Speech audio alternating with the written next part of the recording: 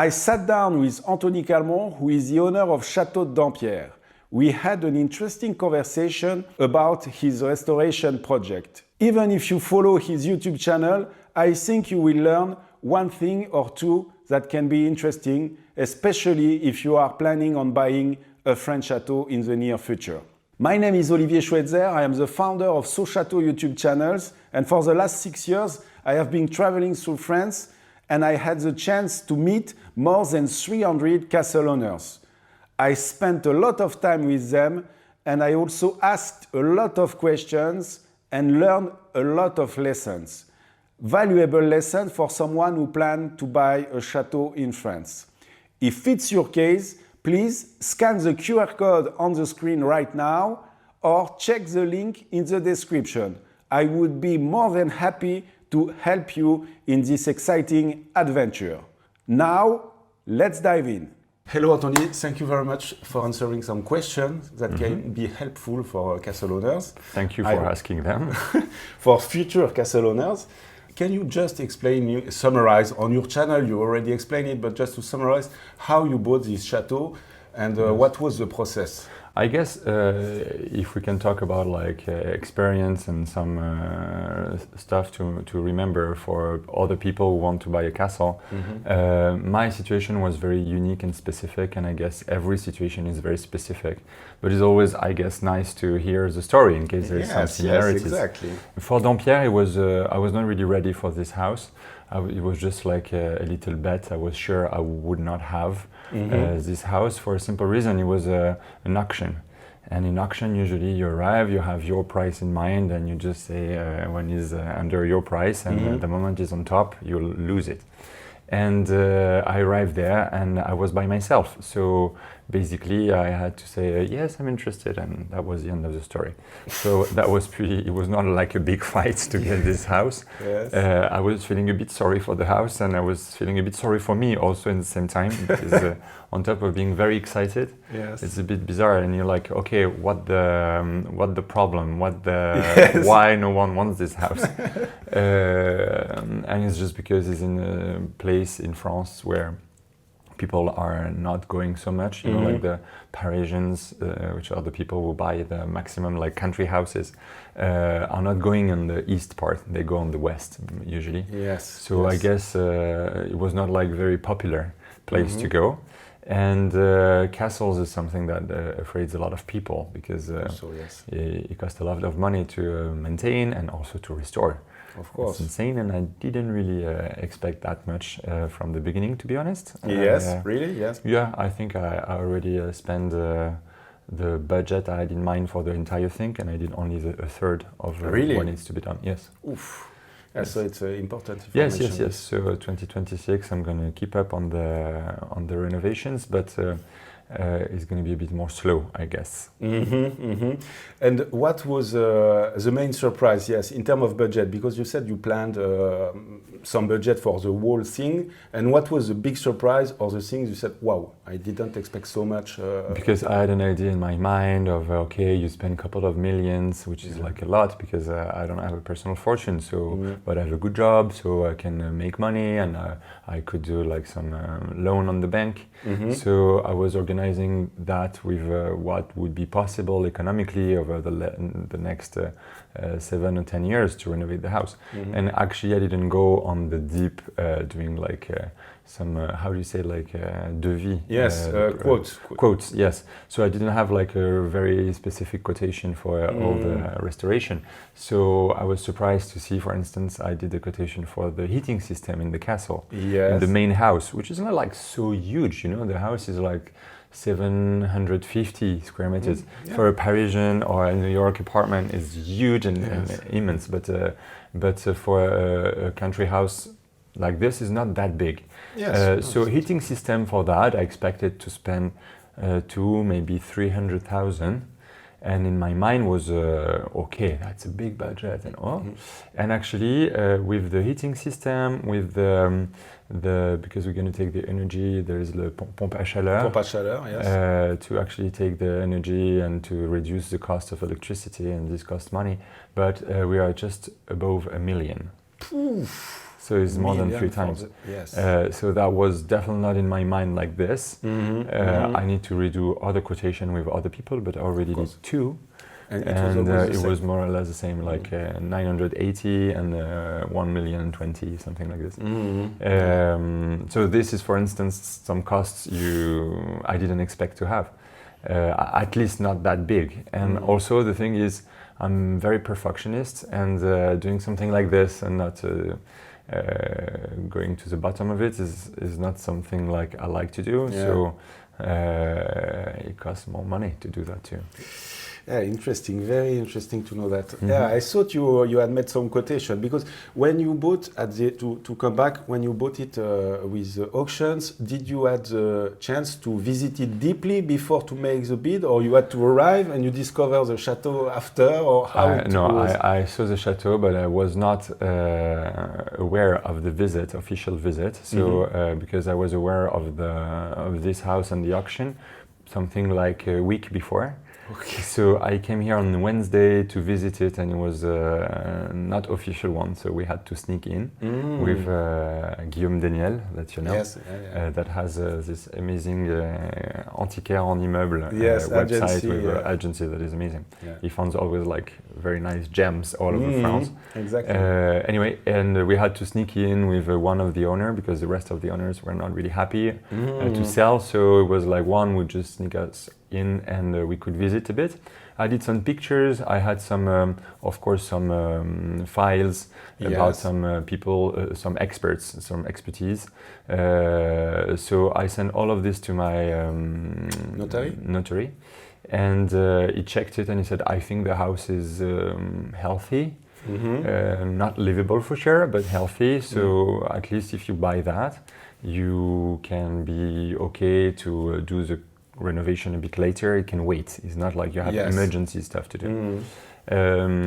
Also about like the overall picture of the house, what I know, and I will make sure I reproduce for the future, is when you buy a house and you know you're going to do a lot of renovations, the price you buy the house, except if you have like I don't know, if you have 30 millions to spend or 20 millions to spend, fine.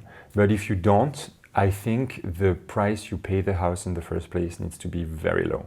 If you buy a house already very expensive and you spend 3-4 millions in renovations, I think it doesn't worth it. Because in the end, when you're going to sell the house, it's going to be 2 million. Yeah, because you are still in Aube region. Yes, and still, you know, like even in Normandy, a very nice house is going to be 4 when it's perfectly redone and very nicely done, and with a very nice Louis XV period, and with listed places.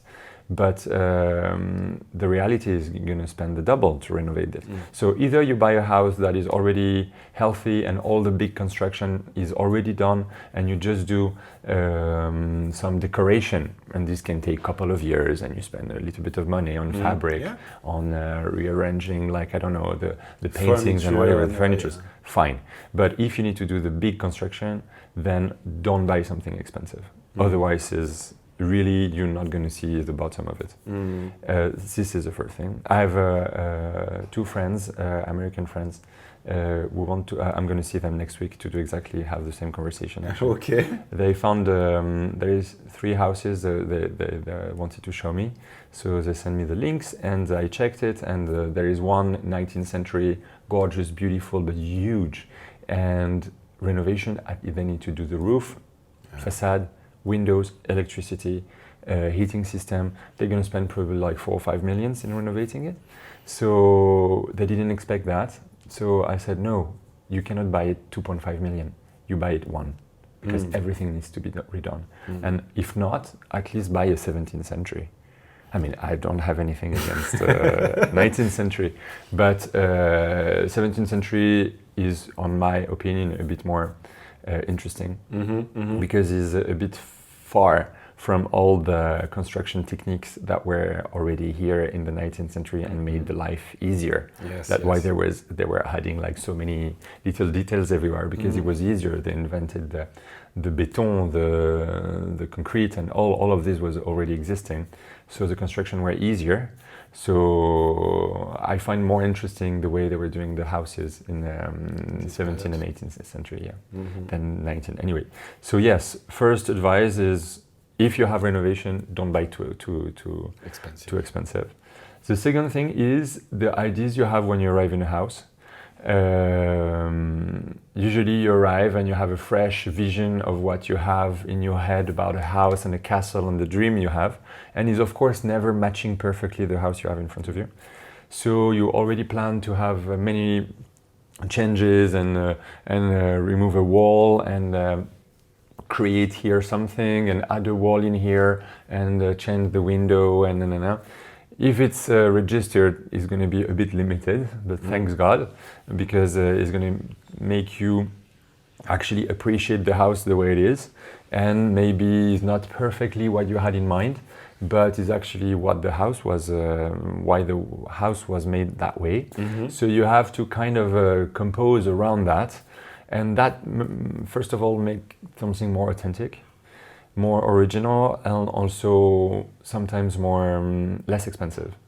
Because I realize when you decide to remove one wall, fine, when it's not registered, fine, you remove the wall, but then you discover that the window needs to be changed, or the charpente needs to be a bit redone, and then you just open a door that was not open in the first place.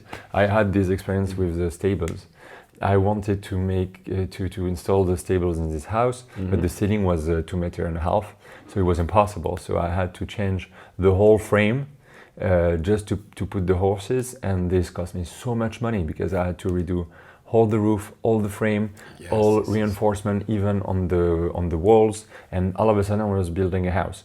If I was fine keeping this house the way it was and doing the remise there and the storage, and do actually another house and build it, the other house where I put the storage now, and that house would have been the stables. Maybe not as authentic and okay, but it would have cost much less money. So this is my advice. Don't rush. Try to always keep whatever can be kept, especially when it's structural things, and try to play around that. If you really don't find any solution after a year of brainstorming, and actually something that I do all the time is every time I invite friends, I show them more or less the ideas I had about what I want to do where, and I listen. Because sometimes they are like bringing some stupid ideas, most of the time, because that's what friends are for. They need to be stupid, otherwise it's not funny. And the thing is, even when the idea is a bit far from your reality, still, sometimes they just unlock something in your head and it gives you an idea and you're going to make it differently. And sometimes you have friends that are not stupid at all, that know better than you. I had the visit of Jacques not long ago. Yes, it's good advice, I imagine. Yeah, and he gave me so many nice advice. He stayed here for a couple of nights. And is the sweetest, and I'm actually so amazed to see how a person, I cannot say that age, but he's not that young, is over with his experience. With his long experience, can still be so genuinely happy to see something new and something that he didn't see before. And he was super enthusiastic. And that was so fun and nice to see how no matter the life, and because his house is much nicer than mine in his life, and to see still he could still feel and enjoy and appreciate beauty when he sees one, and that was very refreshing. Of course. And I wish to be like this when I'm growing older. Let's see. But still, he has such a knowledge of the 17th century, 18th century, and even 19th century actually, that he understood very quickly the structure of the building, and he just found some secrets of the house that the Monument Historique didn't find in the first place. I had archaeologues and everything coming, and no one came with this theory, and it's probably the real theory is the first floor of the chateau. It was divided with many rooms when I bought it, and also on the maps and plans we have from the 19th century, it was already divided like this. And actually, probably when the house was built in the 18th century, 17th century, it was probably the big gallery on the first floor. Yes. So it was probably like 8 big windows actually open in this big room on the first floor. And that was probably where the owner of the house was living. It was probably like where he was hosting the parties and the people, and where he was sleeping also. So that was very interesting to see that, and he could see that the fireplace and the chimney was not here, it was 19th century because of the quality of the bricks. So he could tell, this is bricks from the 19th and the rest is 17th. So it's probably like a chimney that was not here before. That was very interesting, and when we went inside, we checked also the frame and everything, and the wood was actually carved. It means that it was not inside of a wall, it was actually a showing visible one, so it meant like it was no wall in this area. So that was his thoughts. Yes, and that was interesting. So it was very nice to have all these ideas from the people who don't know and just have the feelings and the guts to say it, and some people very experts who can tell stuff like this. So I changed my mind 1,000 times, and doing the big gallery again, I'm not sure I'm going to do it because it makes a bit of a pretentious bedroom for me. I don't want to have 150 bedroom. I'm going to be scared. And I don't have enough people living with me to fill up this bedroom. But he advised me to put the dining room in a different room, because the dining room was supposed to be, it was that way, the settings in beginning of the 20th, end of the 19th century. The settings was you arrive in the entrance hall, and on the right it was the dining room, and then at the end of the building it was the salon des quatre empereurs. Yes. And that was a bit bizarre because when you host a party, you have your friends, you go directly to the salon before you go to the dining room. Yes. And you had to cross the dining room to actually go to the salon, so it didn't make sense. And then you were using only one part of the house, and you are never using with your guests for dinner, you're never using the staircase. And that was a bit of a shame because this is actually the masterpiece of the house. Yes, exactly. And there is a little bibliothèque, a little library that is just half level. When you get in the staircase, you go up, climb a couple of stairs, and then there is a big room, a bit less high ceiling, but still. And he said you need to, and it's literally on top of the kitchen, with a little staircase behind. And he said, "This is the dining room." I said, "Why?" Because there's less ceiling, so when I'm going to have dinner, I want something a bit ground. And he said, "Who cares? When you're having dinner, do you host people like standing or sitting?" So sitting. So when you're seated, at least you're lower, so the ceiling's still high. Okay, fine, and smart. So it's going to be, and then when you host a party, your entrance hall, 2 salons to actually host and have a cocktail and everything. And then everyone is crossing again the entrance hall, going up the stairs and doing the whole experience. And actually it makes much more sense, and the dining room would be a bit more cozy. I'm just trying now to do the measurement to see if the fireplace, the things I bought, and the big paintings I bought from Rutart, like the guy who was designing all the scènes de chasse, the hunting scenes. But without hunters, because I'm not really comfortable with killing wild animals. I'm completely fine eating them, but the idea of killing them is very hypocrite. But still, I prefer not to see that. Especially when you're having dinner, you don't want to see how everything died. So I find these very beautiful paintings anyway. So I need to see if it can fit and match. Anyway, that was just to talk and illustrate the fact that I think it's very important to talk, make people talk, get advice, not automatically follow it, but you need time to do that. And if you arrive and you already like decide to do this, you're going to do mistakes. Yes. Thank you for this advice also. And how important was the DRAC, so the Direction Régionale des Affaires Culturelles, and also the person, the architect who was in charge? How did you deal with him? or her. And it was him who came here the first time, or did you contact? How in it worked? France, if you want to buy a house in France that is registered, Yes. the first thing you need to do is to break whatever wall you need to break before you invite the drac. Yes. Because once they're here, it's done. Yes. Good no, advice. I'm of course kidding. I didn't do that because I invited them. I bought the house in April and they were invited in May. Okay. So I invited them because I needed advice. I had no clue how it worked. So I wanted them to come to explain me what are the procedures for everything and to follow the steps properly. Yes. I don't want to make something that I was not supposed to, and after they make you destroy what you did, and you can even have like a fine. Yes. So I invited them.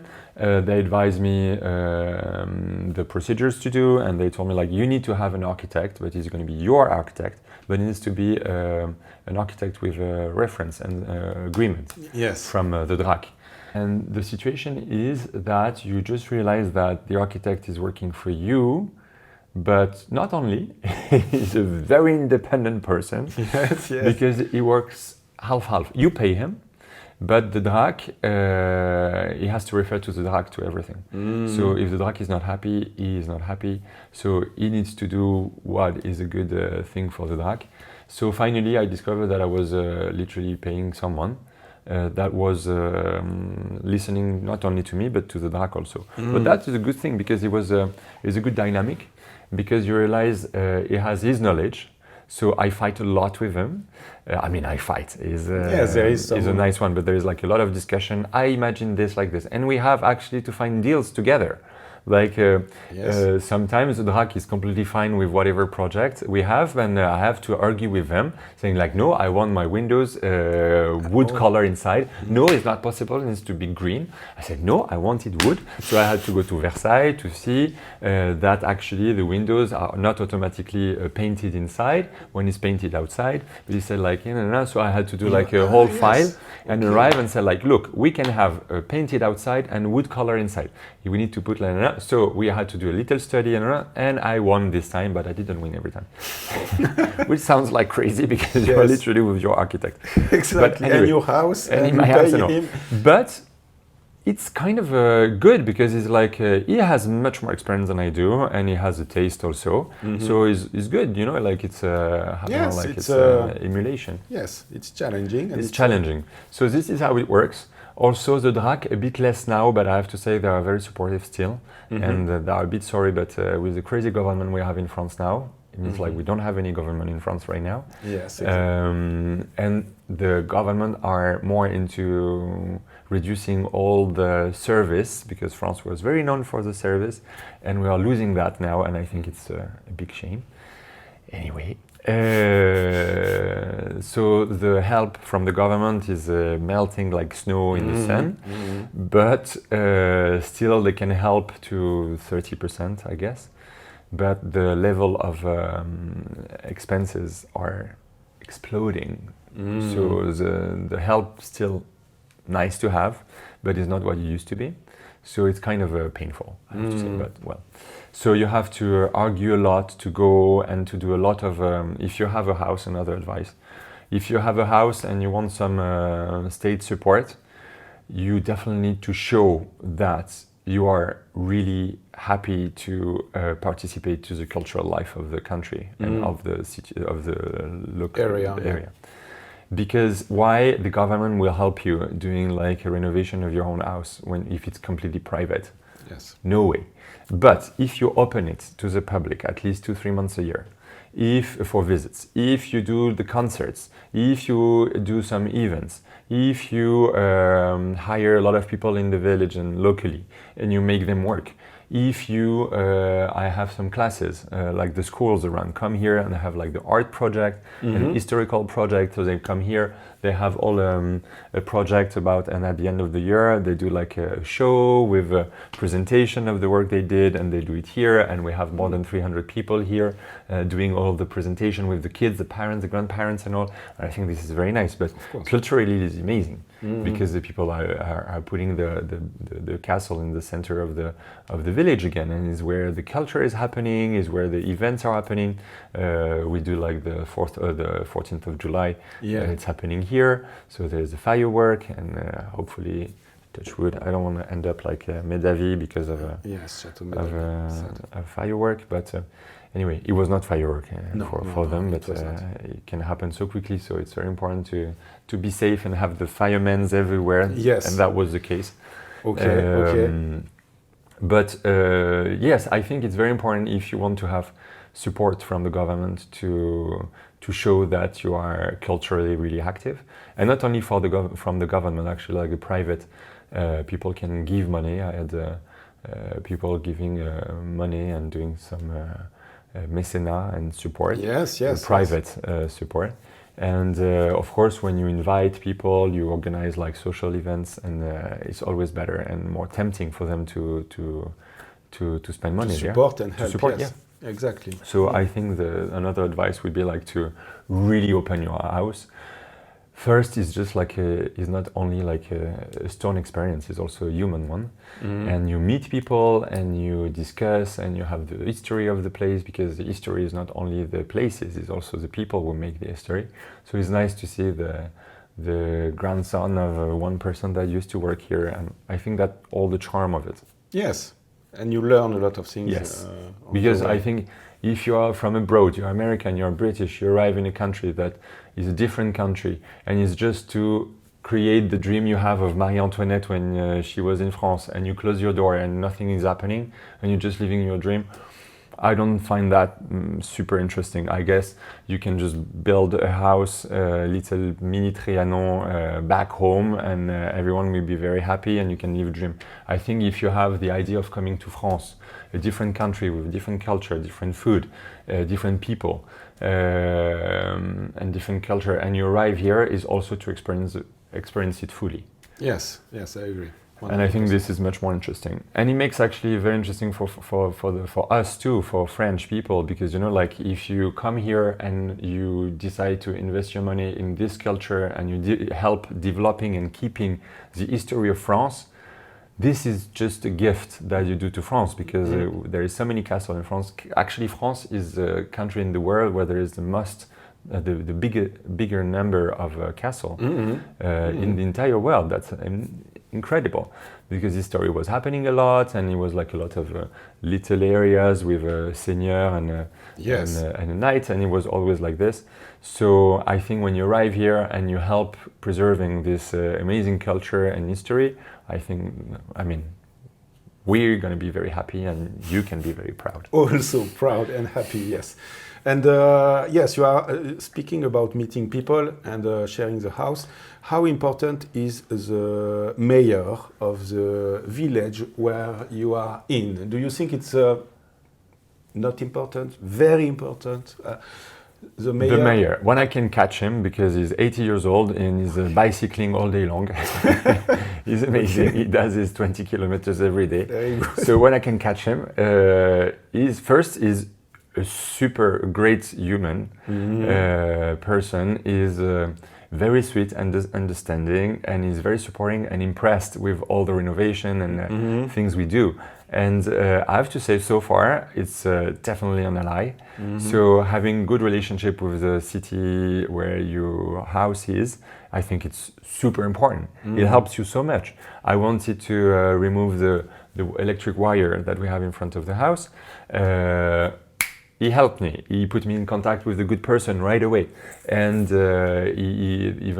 they participated, and he helped me with all the administrative part to actually like put them under the ground. Yes. After it was for every event, he helped me to find to also for security. It's amazing. Whatever is happening, I know I have like a phone call, a text message for whatever is happening. Like, oh, the water is too high. Oh, there's people walking over there. Oh, I saw this, I saw that. And it's very important. Yes.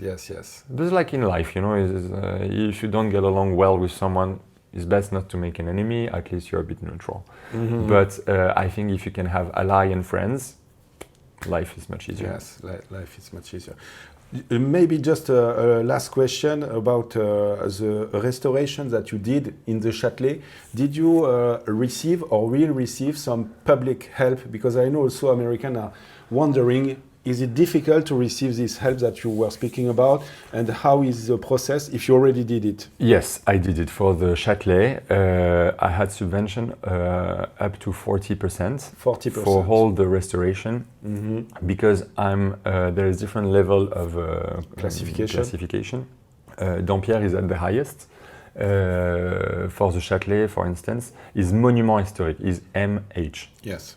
Under that is ISMH, which is a level under, so you have less help from the government. But I got 40% on whatever was structural.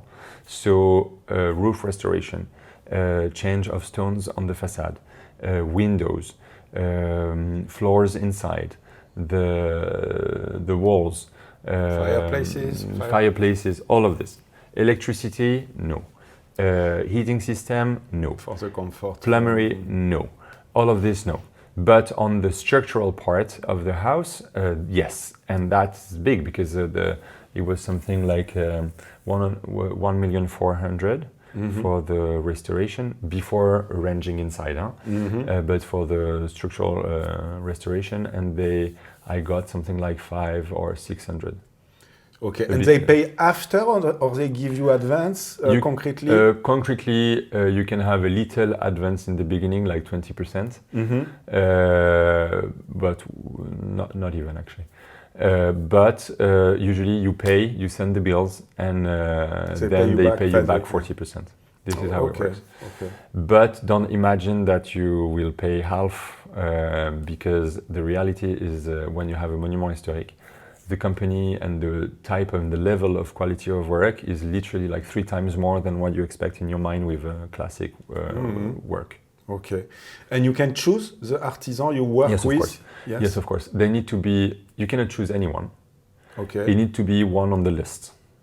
Furnished by the DRAC or the architect, or what list? From the list from the architect, because of course it's easier to work with the people that the architects are working with. First, it needs to be a local one, because of course they want to make work people in the area. Second, it has to be companies that have experience on monument historique and could show that they know how to work.